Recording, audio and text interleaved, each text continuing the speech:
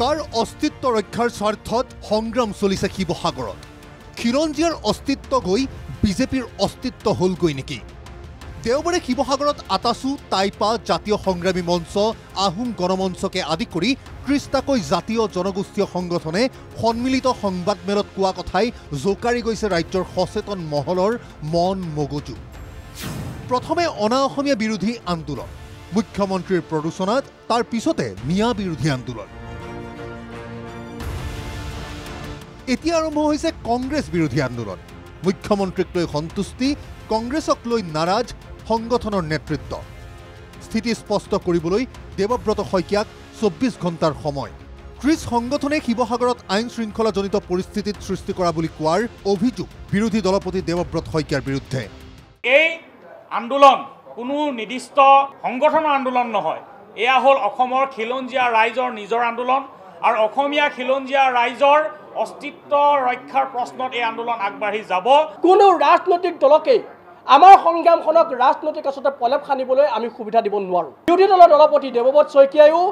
আমাৰ সংগ্ৰামখনক পোনপটীয়াকৈ আচলতে আক্ৰমণৰ লক্ষ্য কৰি ল'লে আজি দেৱব্ৰত শইকীয়াই কওক বা অন্যান্য কোনোবা বিধায়ক বা জনপ্ৰতিনিধিয়ে কওক তেওঁলোকে এই আন্দোলনক বিপথে পৰিচালনা কৰাৰ পৰা আঁতৰি থাকক যদি তেওঁলোকে এনেকুৱা নিকৃষ্ট ৰাজনীতিক ষড়যন্ত্ৰ কৰে তেতিয়া কিন্তু আমি তেওঁলোকৰ কাৰণে বাধাৰ প্ৰাচীৰ হৈ পৰিম ৰাজ্যৰ বিৰোধী ঐক্যমঞ্চৰ নেতা তথা শিৱসাগৰৰ বিধায়ক অখিল গগৈক লৈ সমস্যা ৩০ সংগঠনৰ নেতৃত্বৰ ৪ ছেপ্টেম্বৰত গৌৰৱ গগৈৰ সভাত বাধা দিয়াৰ হুংকাৰ তাৰ মাজতে সংবাদমেলত ৩০ সংগঠনৰ নেতৃত্বই ক'লে খিলঞ্জীয়াৰ অস্তিত্ব ৰক্ষাৰ সংগ্ৰাম হেনো দীঘলীয়া হ'ব সংগ্ৰাম তীব্ৰতৰ কৰি সমগ্ৰ ৰাজ্যলৈ বিস্তাৰিত কৰাৰ পণ ৩০ সংগঠনৰ অক্টোবৰৰ শেষৰ পিনে হ'ব গণসমাৱেশ ২৪ ঘণ্টাৰ ভিতৰত তেওঁলোকে ৩০ সংগঠনৰ ওচৰত ক্ষমা খোজক নহ'লে কিন্তু আমি অহা ৪ তাৰিখৰ যিটো তেওঁলোকে সভা লৈছে তাৰ কিন্তু বিৰোধিতা কৰিবলৈ আমি বাধ্য হ'ম আমি যদি অনা অসমীয়াৰ কথা ক'বলৈ যাওঁ তেতিয়া আসাম ৰাজনৈতিক নেতা আমাক সমৰ্থন কৰে কিন্তু যদি আমি সন্দেহযুক্ত মানুহৰ কথা ক'বলৈ যাওঁ কিন্তু তেতিয়া তেওঁলোকে মৌনতা অৱলম্বন কৰে যে আজিৰ তাৰিখত কিন্তু আমাৰ খিলঞ্জীয়াৰ মানুহৰ পক্ষত কোনো মানুহ নাই অক্টোবৰ মাহৰ শেষৰ ফালে আমি যিখন বিশাল গণসমাৱেশ আমি আয়োজন কৰিবলৈ গৈ আছোঁ এই গণসমাৱেশখনক জাতি বৰ্ণ ধৰ্ম ভাষা নিৰ্বিশেষে সকলো মানুহে ইয়াত সমবেত হ'বৰ কাৰণে এই সংবাদমেলৰ জৰিয়তে এতিয়া আমি অনুৰোধ জনাইছোঁ শিৱসাগৰৰ আন্দোলনক মুখ্যমন্ত্ৰীৰ ধৰ্মীয় মেৰু বিভাজনৰ ৰাজনীতি বুলি মন্তব্য কৰা তৃণমূল কংগ্ৰেছৰ ৰাজ্যসভাৰ সাংসদ সুস্মিতা দেৱকো সকীয়াই দিলে ৩০ সংগঠনে শিৱসাগৰলৈ গ'লে সুস্মিতাক পহু খেদা দিয়াৰ হুংকাৰ ইপিনে ৩০ সংগঠনৰ এই সংবাদমেলৰ পিছতে বিয়লিলৈ শিৱসাগৰত জিলা কংগ্ৰেছৰ সংবাদমেল মিয়া বিৰোধী আন্দোলন কৰাতকৈ মুখ্যমন্ত্ৰীক অসম বাংলাদেশ সীমান্ত চিল কৰাৰ আহ্বান কংগ্ৰেছৰ কুচিয়াৰা নৈৰ ৫ কিলোমিটাৰ সীমান্ত চিল কৰক মুখ্যমন্ত্ৰীয়ে ১৬,০০০ কোটিৰে হোৱা এনআৰচিৰ কাম সম্পূৰ্ণ কৰক অবৈধ বাংলাদেশীৰ বিৰুদ্ধে কংগ্ৰেছ দলৰ স্থিতি সদায় শক্তিশালীভাৱে কৰি আহিছে কাৰণ আপোনালোকে জানে যে ১৯৮৫ চনত যি অসম চুক্তি হ'ল কেন্দ্ৰত ৰাজীৱ গান্ধীৰ নেতৃত্বত সেই চুক্তি এটা কথা স্পষ্ট কৰিছে যে ১৯৭১ চনৰ ২৫ মাৰ্চৰ পাছৰ যিকোনো ধৰণৰ ব্যক্তিকে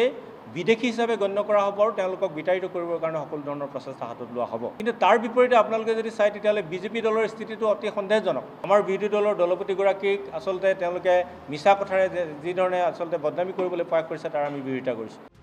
কংগ্ৰেছৰ লগতে বিৰোধী দলপতিক মিয়াৰ প্ৰতি সহানুভূতিশীল বুলি কোৱাক লৈ কংগ্ৰেছৰ প্ৰত্যুত্তৰ খিলঞ্জীয়াৰ সুৰক্ষাৰ বাবেই ৬ নং দফা ৰূপায়ণৰ দাবী জনাইছে দেৱব্ৰত শইকীয়াই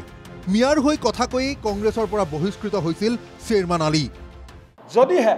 বিজেপি দলৰ খিলঞ্জীয়াৰ প্ৰতি ইমানেই দৰদ আছে যদিহে বিজেপিয়ে তথাকথিত মিয়া মুছলমানৰ আগ্ৰাসনক ৰোধ কৰিব বিচাৰিছে তেতিয়াহ'লে মোৰ প্ৰথম প্ৰশ্ন মুখ্যমন্ত্ৰী হিমন্ত বিশ্ব শৰ্মা ডাঙৰীয়াক কেন্দ্ৰীয় চৰকাৰক অনতি পলমে এই কৰিমগঞ্জৰ কুচিয়াৰী নদীৰ কাষত থকা ৫ কিলোমিটাৰ কাটাতাৰ নোহোৱা সেই সীমান্তটো চিল কৰিবলৈ কওক এই এনআৰচিখন ১৬,০০০ কোটি টকা পানীত পেলাই যে এনআৰচি ধোঁৱাচাঙত তুলি থৈছে বিজেপি চৰকাৰে এই এনআৰচিখন পুনৰ নিৰীক্ষণ কৰিবলৈ ধোঁৱাচাঙৰ পৰা নামাবলৈ কওক তাৰ মাজতে এটা কথা আকৌ মনত পেলাই দিবলৈ খুজিছোঁ জাতি মাটি ভেটি ৰক্ষাৰ প্ৰতিশ্ৰুতি দি ৰাজ্যত শাসনলৈ অহাৰ পৰা অৰ্থাৎ ২০১৬ৰ পৰা চলিত বৰ্ষলৈ ৰাজ্যত ঘোষিত বিদেশী আছে ৫৪,০০০ তাৰ ভিতৰত মাত্ৰ ২৬ জনকহে বাংলাদেশলৈ পঠিয়াইছে চৰকাৰে চৰকাৰৰ খিলঞ্জীয়া প্ৰীতিৰ নমুনা এয়া সেই চৰকাৰৰে প্ৰশংসাত পঞ্চমুখ খিলঞ্জীয়াৰ অস্তিত্ব ৰক্ষাৰ সংগ্ৰাম চলাই থকা কৃষ সংগঠনৰ নেতৃত্ব। Bureau report NKTV+।